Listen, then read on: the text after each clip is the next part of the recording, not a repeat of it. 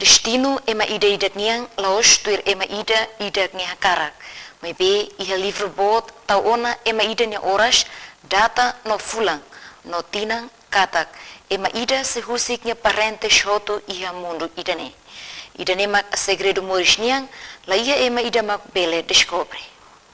Lia fuan murak ne mai husi padre Abito Zé Brites Casimiro nebe reflete duni baninia peregrinação iha mundu ne.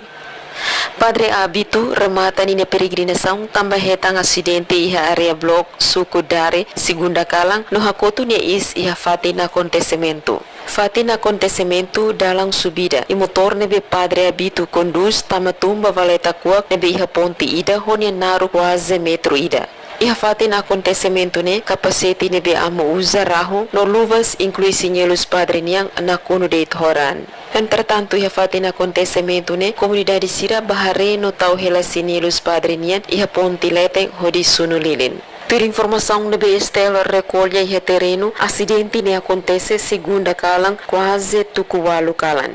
Informação nebe iha kata padre viagem ho motor tula moso alin feto ida nebe husi direção balibar no viagem atu badili maybe to iha blok darenian de repente hetang acidente.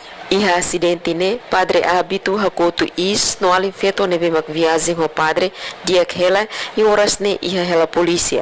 Estel Coco atau entrevista ao comunidade sira iha fatina acontecimento, maybe sira rezeita hodi la foi informação. Ha foi na acontecimento ne, polícia mostrou na iha fatina acontecimento hodi hare no recolha informação. Amo Abito Zé Brites Casimiro moris iha lorong neng fulan fevereiro tinan rihun ida atu sia walu nulu resen 5 no simu ordenação sacerdotal iha gleno lorong rua nulu resen hitu fulan novembro tinan rihun rua sanulu resen walu.